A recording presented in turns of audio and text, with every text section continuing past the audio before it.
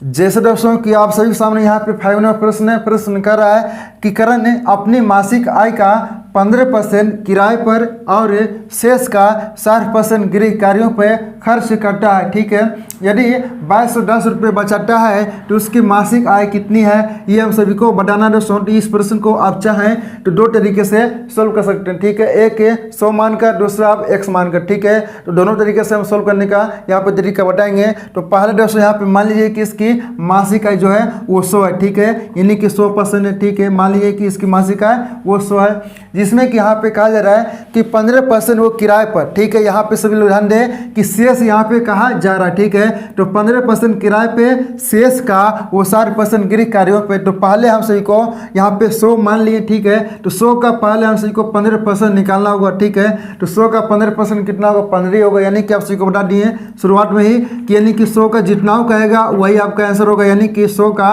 15% तो आपका 15 होगा। ठीक है, तो यहाँ पे डालिए, यानी कि कितना आ गया, 15 आ गया। ठीक है, यानी कि कहेगा 100 का 50% कितना होगा, 50 रुपया होगा। 100 का 20% कितना होगा, 20 रुपये होगा। यानी कि 100 का जितना कहेगा उतना ही आपका होगा। तो जब अगर यहाँ पे कितना आ गया, यानी कि 100 का 15% कितना आ गया, 15। तो जब अगर 100 में 15 माइनस करेंगे तो कितना बचेगा, 85 है ना। यहाँ पे 15% किराए पर खर्चा ये कर रहा है। ठीक है, अब कितना बच गया, अब यहाँ पे 85 बच गया। ठीक है, अब यहाँ पे कहा जा रहा है कि शेष का, ठीक है ना, फिर शेष का 60% गृह कार्यों पे खर्चा करता है। अब शेष क्या बचा हुआ, तो 85। ठीक है, अब यहाँ पे शेष का नहीं कि यहाँ पे 85 है, तो 85 का अब निकालना होगा कितना, 60%। तो यहाँ पे निकाल लीजिए, तो यहाँ पे 85 का 60% निकालेंगे तो 1 0 से 1 0 कैंसिल हो गया।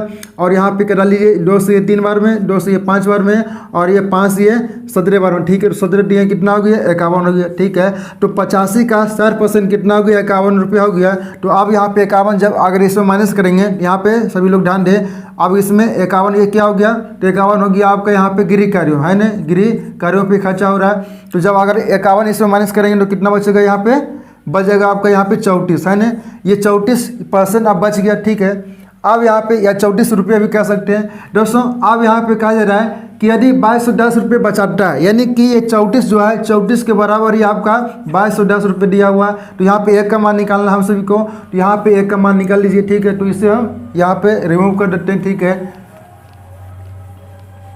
तो हम सभी को निकालना है यहाँ पे 1 का मान। ठीक है, तो यहाँ पे 1 बराबर यहाँ पे हम लिख सकते हैं 2210 बटे यहाँ पे कितना है, 34 है ना। तो अब यहाँ पे निकालना क्या है दोस्तों, 1 का मान यही हो गया आपका, 1% का मान ये हो गया। अब निकालना यहाँ पे उसकी मासिक आय, यानी कि यहाँ पे क्या मान है, उसकी मासिक आय 100%। ठीक है, तो 100% बराबर यहाँ पे दोस्तों डिवाइड नहीं करना क्योंकि ये डिवाइड होगा ही नहीं।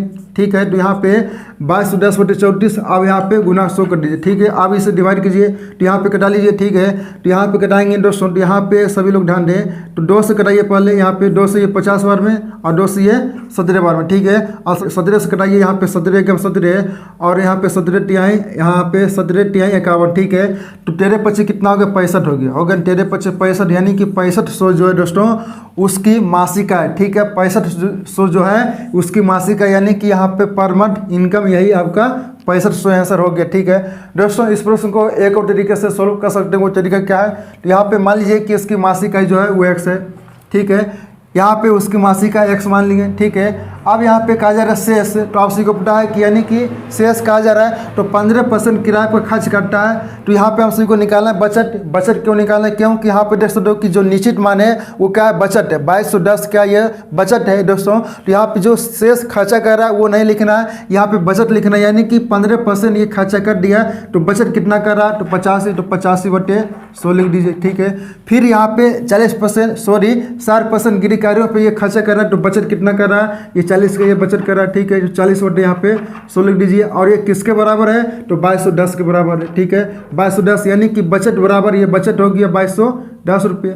ठीक है, अब यहाँ पे निकालना है x का मान, तो यहाँ पे x बराबर अब 2210 है। ठीक है, तो यानी कि इसे हम उस पर ले जाएंगे तो दोस्तों ये सारे भिन्न पलट जाएगा, तो 2210 है, और यहाँ पे लिख सकते हैं इसे 100 बटे 85 और गुने 40 बटे 100 बटे 40 होगा ना, 100 बटे 40 हो गया। अब यहाँ से कटा लीजिए। ठीक है, तो यहाँ से कटा लीजिए, 1 0 से 1 0 कैंसिल हो गया। ठीक है, और ये 2 से ये 2 बार में, 2 से ये 5 बार में, और 5 से ये 85 17 बार में। ठीक है ना, तो 17 से यहाँ पे कटा लीजिए, 17 से 17 कम 17। ठीक है, और 17 51 यानी कि 130 बार में ये डिवाइड हो गया 17 से। और 2 से डालिए ये 50 बार में, ठीक है। तो यहाँ पे गुना करेंगे 130 गुना 50 तो कितना होगा 1365, यानी हाँ सॉरी 1365 यानी कि 6500 जो आपका ये आंसर आ गया है ना, 6500 आपका ये आंसर आ गया। तो आप चाहें तो x मानकर भी सॉल्व कर सकते हैं, आप चाहें तो 100 मानकर भी सॉल्व कर सकते हैं। दोस्तों आप सभी को हम दोनों तरीके बता दिए, सिंपल तो यही है, ठीक है। यानी कि अगर इस टाइप का प्रश्न आएगा तो यही तरीका से यहाँ पे सॉल्व करना है दोस्तों। तो चलिए